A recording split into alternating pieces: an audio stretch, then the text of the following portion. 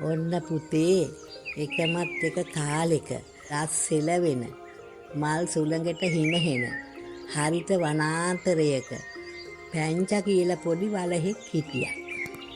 පැංචා කියන්නේ දුඹුරු ලොම් වලින් පිරුණ අවංක හදවතක් තියෙන ලස්සන හුරු බුහුටි වලස් පැටියෙක්. හැම දවසකම මේ පුංචි වලස් පැටියා වනාන්තරේ ඇවිදිනවා. සමනල්ලු පස්සේ දුවනවා. දිලිසෙන ගල් කැට අහුලනවා වගේම ගස් එක්කත් කතා කරනවා.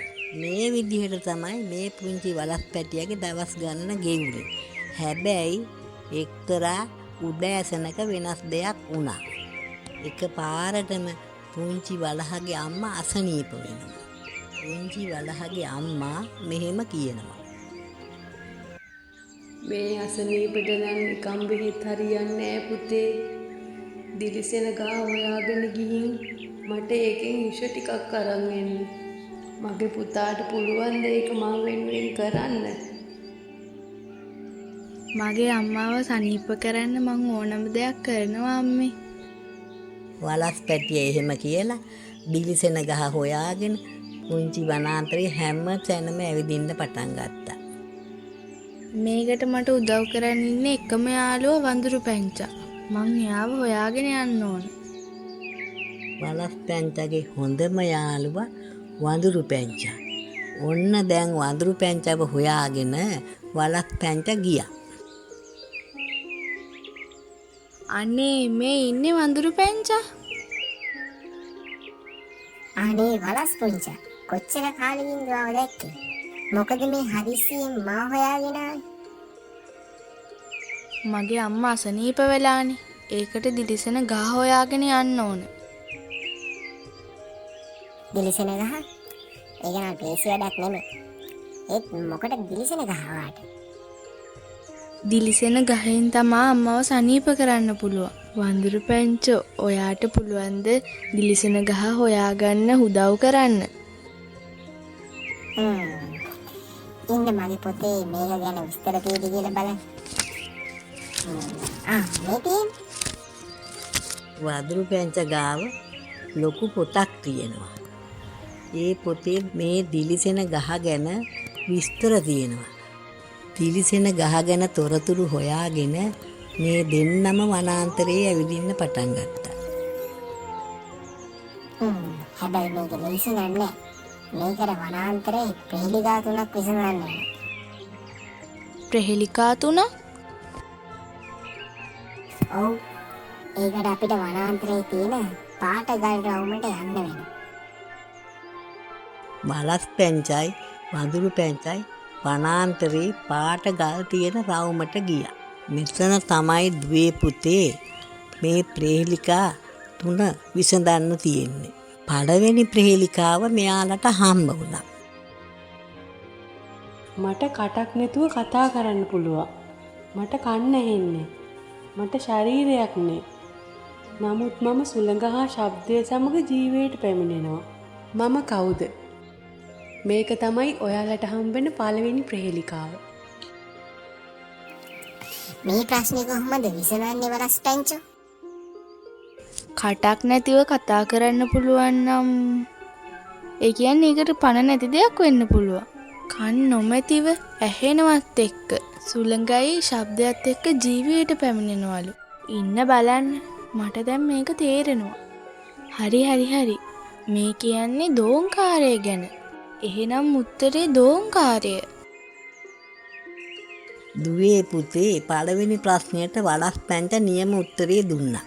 ඔන්න එයාලට දෙවනි ප්‍රහෙලිකාවත් හම්බ වෙනවා.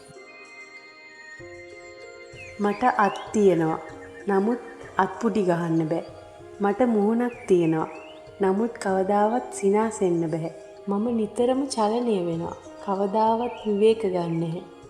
ඒත් මම කවදාවත් සතපුමක්වත් ඇවිදින්නේ නැහැ. මම කවුද? මේක තමයි ඕගොල්ලන්ගේ දෙවනි ප්‍රහෙලිකාව. මේක නම් තාත් අමාරුයි වගේ වලස් පැංචෝ. අත් තියනවා. හැබැයි ඒකට අප්පුඩි ගහන්න බෑ. ඒ කියන්නේ ඒක පිළිමයක් වගේ එකක්ද? ඒකට මුහුණක් තියෙනවා. හැබැයි hina වෙන්න බෑ.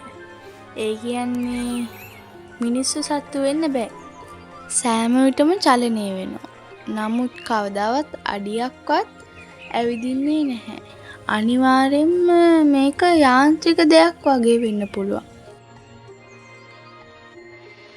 ඒ කියන්නේ මේක ඔරලෝසුවක් නේද වලස්පැංචෝ? ඔව්. හැබැයි මේක බිත්ති ඔරලෝසුවක්. මේගොල්ලෝ දෙවන පීඩිකාවටත් හරියටම උත්තරේ දුන්නා. මට හඬක් නැත. නමුත් මට ඉගැන්විය හැකිය. මම අතීතය අල්ලාගෙන සිටිමි. මම අනාගතයට ළඟා වෙමි. මම කවුද? මේක ඕගලන්ට ලැබෙන අන්තිම ප්‍රේලිකාව. මේක නම් හරි ලේසි. මේකට උත්තරේ පොත. ඇත්ත තමයි. ඒ කතන්දර මතකයන් වගේම දැනුමත් ගොඩක් තියෙනවා. මේගොල්ලෝ තුන්වෙනි පීඩිකාවත් හරියටම විසඳනවා. ඔන්න එතකොටම මායා බලෙන් දිලිසෙන ගහ ළඟට මේගොල්ලන් අරගෙන යනවා. මෙන්න තියෙනවා දිලිසෙන ගහ වඳුරු පැංචෝ. ඒකේ හැම කොළයක්ම පාට පාටින් දිලිසෙනවා. හරිම ලස්සනයි. මම තමයි මේ වනාන්තරයේ දිලිසෙන ගස. මාව හොයාගෙන එන්න තරම් නිර්භීත වුණේ මොන හේතුවකටද? මගේ අම්මා අසනීපෙක්. ඔබ දෙපළගේ නිර්භීතකමයි එකමුතුකමයි නිසා ඔබ දෙපළ කැමති ඕනම දෙයක් මම ලබා දෙන්න කැමතියි. මගේ අම්මා අසනීපෙක්. අම්මා කිව්වා බෙහෙත් අරන් එන්න කියලා. මට ඕන අම්මගේ බෙහෙත්. වලස්පැංචා මුලින්ම එයාගේ අම්මට ඕන බෙහෙත් ඉල්ලුවා. දිලිසෙන ගස වලස්පැංචාගේ නිහතමානකම දැනගත්තා. දෙන්න මේගොල්ලන්ට අවශ්‍ය දේ අරගෙන ගෙදර යන්න පිටත් වුණා. මගේ පුතා මං වෙනුවෙන් දිලිසෙන ගහත් හොයාගෙන ගියානේ. මගේ පුතා නිර්භීත පුතෙක්. වලස්පැංචාගේ නිර්භීතකමයි වඳුරු පැංචාගේ සහයෝගයයි නිසා දෙන්නම සතුටින් ජීවත් වුණා.